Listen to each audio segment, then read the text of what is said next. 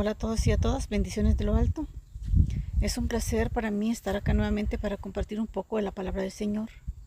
Mi nombre es Connie Rivera, para los que no me conocen. Y hoy quiero hablarles sobre la vida, sobre muchas veces que nosotros decimos para qué nacimos.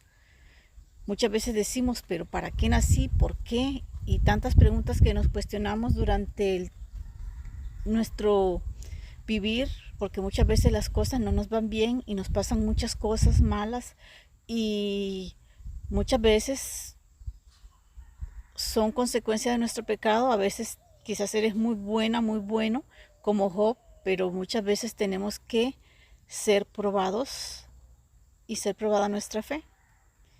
Quería darte un ejemplo de que naciste con un gran propósito y de que detrás de ti hay un gran propósito. Si te preguntas, solamente órale al Señor y pídele al Señor que te revele para qué propósito Él te creó. Porque si tienes un gran propósito, así como Jeremías, y esto está en Jeremías 15:12, que le dice el Señor: antes que te formara dentro del vientre de tu madre, te conocía y te consagré para que fueras el profeta de las naciones. Él ya tenía su gran propósito, y así como Él tenía ese propósito, también tú y yo también tenemos un gran propósito, solamente que muchas veces no cumplimos ese propósito porque nos desviamos y pasamos mucho tiempo y muchas veces morimos y no cumplimos el propósito para lo que fuimos creados. Por eso debemos de apartarnos de todo aquello que nos aleja de ese gran propósito que debemos cumplir. En Romanos 8:28 también dice: y sabemos que los que aman a Dios, todas las cosas les ayudan a bien, conforme son llamados. Si es que tú eres llamado, tú eres llamada, tú eres un príncipe, eres una princesa escogida por el Altísimo, de que antes que te formaras en el vientre de tu madre, el Señor te puso nombre, dijo: mío eres tú, eres una creación del Altísimo, eres hecho a semejanza y a imagen del Altísimo. Pero muchas veces nos apartamos del camino y entonces nos va mal y no vemos ese gran propósito, y muchas veces morimos y no cumplimos ese propósito que el Señor nos dio antes de ser formados. También tenemos otro ejemplo en la Biblia, que es José. Cuando José, sabemos de que tenía 11 hermanos, 10 mayores y el otro menor que era Benjamín, pero él tuvo sueños, y esos sueños él veía que se inclinaba tanto su padre como sus hermanos. Bueno, eso significaba el sueño, se inclinaban ante él, y de hecho hasta el mismo padre lo reprendió, y luego él es vendido por sus hermanos como esclavo. Y entonces, si él hubiese sido otro, él se hubiese apartado del destino, del propósito para lo que fue creado, pero él siguió haciendo las cosas bien. Él fue vendido como esclavo, lo compró Potifar, una persona egipcia, lo compró, y esa persona, ahí él podía decir de que quizás o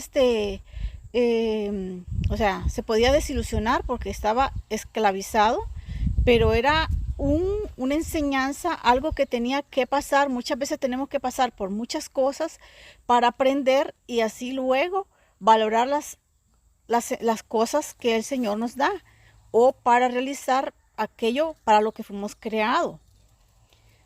Porque José fue esclavo de Potifar, y ahí él tenía que aprender la cultura de los egipcios, el idioma de ellos y muchas cosas. Luego él es encarcelado injustamente también, pero él sigue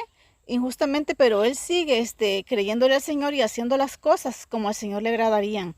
Ahí es donde él interpreta el sueño del copero y el panadero, donde sabemos de que el panadero le cortaron la cabeza tal como él dijo, y el copero volvió al lugar de trabajo donde Faraón, tal como José había interpretado el sueño. Tiempo después, el faraón tuvo sueños y nadie los pudo interpretar, y es ahí donde el copero se acuerda de José, y el faraón lo manda a llamar. Le interpreta el sueño al faraón y es puesto como el segundo al mando de faraón. Así es que todas esas cosas que pasó, entonces, como les decía, todo eso que José pasó era para transformar su carácter, para que se fortaleciera más su fe. Podemos ver lo que podría ser más bien como probar su fe, porque pasó tantas cosas difíciles y él siguió creyéndole al Señor, él siguió haciendo lo correcto, no se desvió. Entonces, muchas veces pasamos por valles de lágrimas, por desierto y tantas cosas malas, pero es para que así nosotros, nuestra fe sea más fuerte y creamos más en el Señor y nos apartemos de todo aquello y así nosotros sigamos adelante. Aunque veamos las cosas difíciles, tenemos que seguir creyendo, tenemos que seguir luchando, tenemos que seguir buscando al Señor. Aunque las personas nos paguen mal muchas veces, pero tenemos que seguir haciendo lo correcto, seguir ayudando, porque el Señor nos manda a amar, a perdonar y a ayudar. Por lo tanto, ¿para qué naciste? Lo que te digo es que naciste con un gran propósito.